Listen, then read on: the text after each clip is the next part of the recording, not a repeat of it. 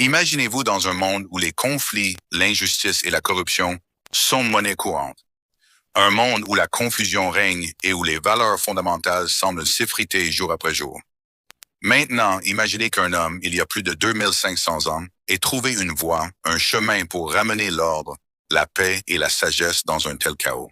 Cet homme, c'est Confucius.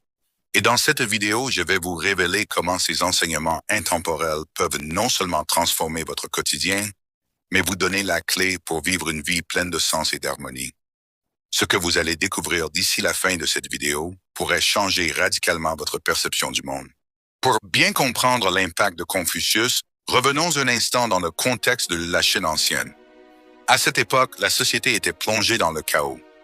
Les royaumes se faisaient la guerre, les dirigeants étaient corrompus, et les personnes ordinaires souffraient sous le poids de l'injustice.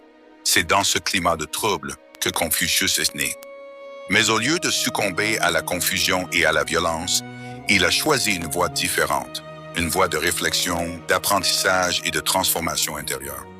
Il croyait profondément que la paix à grande échelle ne pouvait être atteinte que si chaque individu, à son propre niveau, poursuivait la vertu et l'amélioration personnelle. Avant que nous plongions plus profondément dans la sagesse de Confucius et ses enseignements sur la vertu, prenez un moment pour vous abonner à cette chaîne. Ici, nous explorons les grandes idées et les pratiques qui ont changé des vies à travers l'histoire. Ne manquez pas les prochaines vidéos, car je vous réserve des trésors de sagesse que vous ne trouverez nulle part ailleurs. Maintenant, imaginez ceci. Confucius a dit une fois, « Celui qui déplace une montagne commence par déplacer de petites pierres. » À la fin de cette vidéo, je vais vous partager un exercice inspiré de ce principe, un exercice si simple mais si puissant qu'il pourrait bien commencer à transformer votre vie dès aujourd'hui. Un exercice que vous pouvez pratiquer chaque jour pour renforcer votre caractère, améliorer vos relations et trouver plus d'harmonie dans votre quotidien. Mais avant d'y arriver, laissez-moi vous raconter une histoire fascinante sur la jeunesse de Confucius. En grandissant dans la pauvreté, il n'a jamais eu de privilèges. Pourtant, il passait ses journées à apprendre, à écouter les anciens et à observer le monde qui l'entourait. Il avait une soif insatiable de connaissances. Très tôt, il a compris que la vraie sagesse ne se trouvait pas seulement dans les livres, mais aussi dans les actions. Il répétait souvent « Ce que l'on entend, on l'oublie ce que l'on voit, on s'en souvient ce que l'on fait, on le comprend. » Prenez un instant pour réfléchir à ce que cela signifie dans votre propre vie. Quels sont les domaines où vous avez entendu, vu, mais où vous n'avez pas encore agi? À l'âge adulte, Confucius a commencé à enseigner. Mais ce qu'il enseignait n'était pas une simple accumulation de savoir théorique. C'était une philosophie de la vie ancrée dans l'action, la réflexion et l'amélioration continue de soi. Il croyait que chacun d'entre nous, peu importe notre situation dans la vie, peut contribuer à un monde plus juste, plus harmonieux. Pour Confucius, la clé du bonheur et de la paix résidait dans la pratique des vertus, des qualités comme la bienveillance, la justice et la sincérité. Il disait, la bienveillance est plus importante que l'intelligence. Et pour lui, l'amélioration personnelle n'était pas un objectif égoïste. Confucius croyait profondément en l'idée de transmettre la connaissance. Faites partie de cette chaîne de transmission en partageant ses idées avec d'autres. Et voici où tout devient vraiment intéressant. Confucius croyait que la sagesse n'était pas quelque chose d'inné. Personne ne naît sage. Tout s'apprend, tout se cultive. Il disait souvent, la nature humaine est fondamentalement bonne, mais c'est l'éducation qui façonne notre caractère. Pensez à ce que cela signifie, peu importe où vous en êtes aujourd'hui, vous avez la capacité d'apprendre, de grandir, de vous élever. Et cela commence par de petites actions au quotidien, des actes de bienveillance, des moments de réflexion et un effort constant pour vous améliorer jour après jour.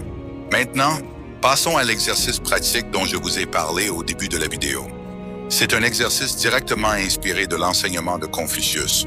Chaque soir, avant de vous coucher, prenez un moment pour vous poser ces 3 questions. Qu'ai-je fait aujourd'hui qui a apporté du bien? Voilà cet exercice simple mais puissant que Confucius aurait approuvé chaque soir. Avant de vous coucher, prenez un carnet et écrivez 3 questions que vous allez vous poser. Ces questions sont les suivantes. 1. Qu'ai-je fait aujourd'hui pour améliorer ma relation avec les autres? 2. Comment ai-je agi avec bienveillance et honnêteté dans mes interactions? 3. Quelles sont les petites actions que je pourrais faire demain pour être une meilleure personne? C'est simple, mais cet exercice de réflexion vous permettra, jour après jour, d'aligner vos actions avec vos valeurs profondes. Confucius croyait que la véritable sagesse venait de l'action quotidienne. En appliquant cet exercice, vous commencerez à voir des changements significatifs dans votre vie.